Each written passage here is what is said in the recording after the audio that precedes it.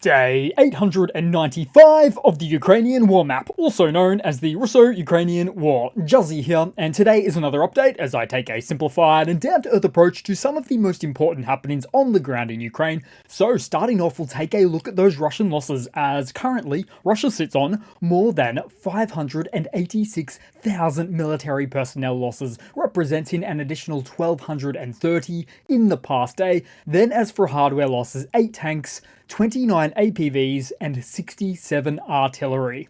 Then headed straight to the map, with so much continuing to happen on the cross-border incursions into Russia's Kursk region, bordering to Ukraine's Sumy region, as the unexpected but undeniable power of the reverse Uno card has been drawn, resulting in military offensive operations from a combination of the AFU and the anti-Kremlin Freedom Legion of Russia forces, which has resulted in some significant Russian losses on a multitude of metrics. So, starting from the top, military-linked Russian Telegram channels provided this latest map update relating to forward movements by the AFU, noting that I'll refer to the military units coming from the south as the AFU today, just to simplify matters for the moment. And so, using the Russian town of Sudza in Kursk as my anchor point, then firstly, we saw perhaps the world premiere of a drone-on-helicopter takedown event, with the use of an AFU quadcopter reportedly taking out a Russian Mi-28 helicopter. Plus, there is also news abuzz about a Russian Ka-52 attack helicopter shot down in Kursk, as per other seemingly separate reports, and potentially another one, a separate Mi-8 helicopter as well. Now, some of this might be getting mixed up or lost in translation, depending on the reporting source, but in the least, this photo here allegedly shows the crash site of one of these such events. Now, for this latest AFU incursion, it was earlier reported that Russia started out with aviation strikes on Ukrainian positions inside of Kursk. However, multiple Russian sources have since confirmed that Ukraine has pulled up a fair amount of air defense systems near to the Kursk region, which has made for the consequence of extreme difficulty for Russian aviation to get close to give the needed air support for their own defending units, which is something that Russian Telegram has stated at the same time with this message, which confirms several villages were lost to the AFU. In fact, according to other Russian-based sources, the AFU has liberated the settlements of Darino, Sverdlikovo, and Gogolevka, with also Gongharivka and Oleshnya, but with further confirmations required on those last two. In fact, on a quick calculation, almost 90 square kilometers of land might have been overtaken in this latest rout.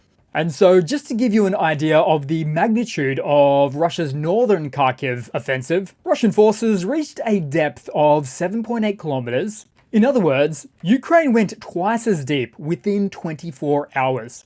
Plus, in analysing the trench maps, it can be concluded that the AFU was able to pass the second line of enemy defences and advance 10 plus kilometres from the border into Kursk. And it probably goes without mention, but the Russian Customs Border Office heading into the direction of Sudza is not looking too crash hot either, and looking more like a skeleton of its former self. But even looking deeper, as some Russian accounts also made mention of destroyed, hit, or damaged military vehicles about 25 kilometers from the border of Ukraine, which was possibly due to longer-range Ukrainian FPV activity. However, this information was released also stating that sabotage and intelligence groups are working within the Kursk region. And then furthermore, Ukrainians are covering the Kursk operational theatre with deep strikes as far as Kurchatov, which is about 60 kilometers from the border. And then we also saw earlier in the day how 2 Russian T-62 main battle tanks on flatbed trailers were destroyed, along with several trucks, right by Sudza's northwestern highway. You see, the incursion forced the Russian army to redeploy resources to the area, with these Russian tank transporters being operational strategic level assets used to reposition tanks and other armored vehicles closer to the fight when needed. But here's the thing, these strategic reserves have been operating 30 kilometers behind the Russian border to avoid AFU drone interception. However, in this case, the flatbeds came running to supply the tanks, but in doing so put themselves right within strike range of conventional Ukrainian FPV munitions. So just like clockwork, the AFU drones came rolling in, and no doubt being called in from a recon drone that was surveilling the area. Also with these events, Russian sources reported up to 35 of their soldiers were taken as prisoners of war, although it is likely to have been war since that revelation. But of course, Ukraine has confirmed capturing a number of POWs as well.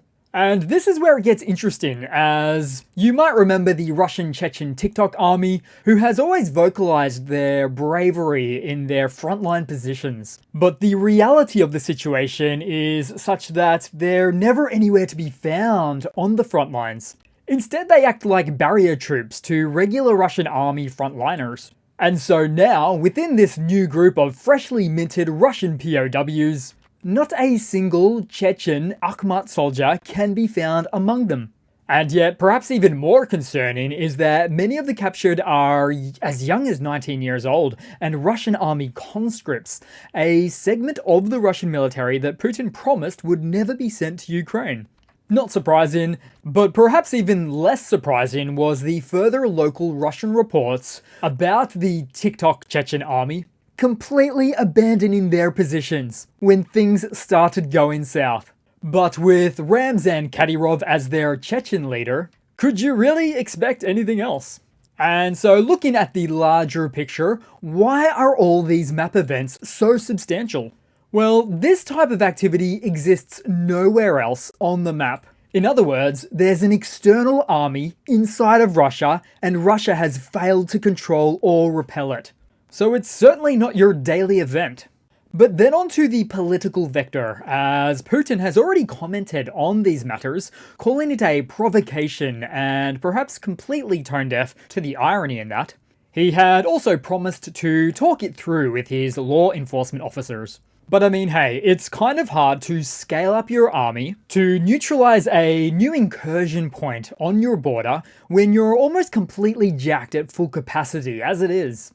But perhaps most astonishingly was hardline Russian propagandist Martin, who threatened a tactical nuclear strike on the AFU soldiers inside of Kursk.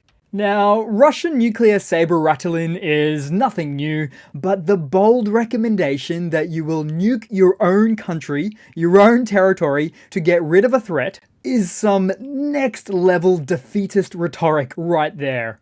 And so there it all is, and yet probably all changing at breakneck speed. So we'll have to just see how these events continue to unfold. It's really quite the spectacle.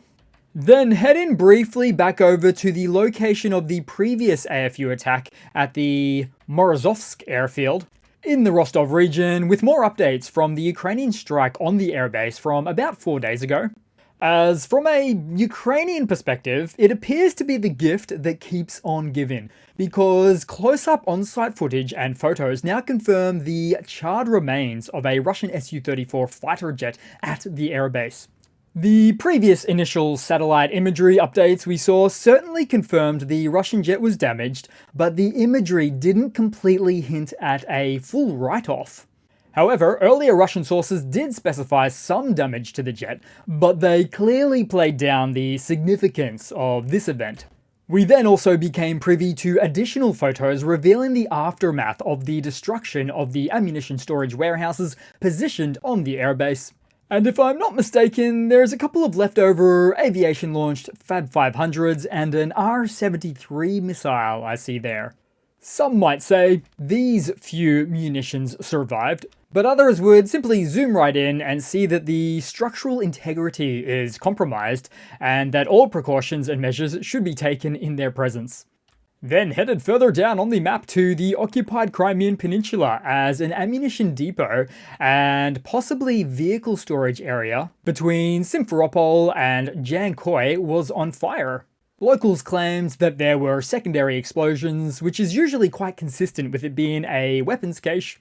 Then on the far reaches of the Kherson Spit, a Ukrainian GUR raid occurred on the Tendrivska Spit specifically, as an amphibious group of special forces were reported to have landed on the Spit and destroyed enemy armored vehicles, in particular an MTLB, and also the enemy's electronic warfare complex, and also destroyed the fortifications of the Russians. Then, having completed their assigned task, the military scouts left without losses. That was quick. But this is actually part of an ongoing series of continued operation onto the Spit, with no chances of stopping anytime soon.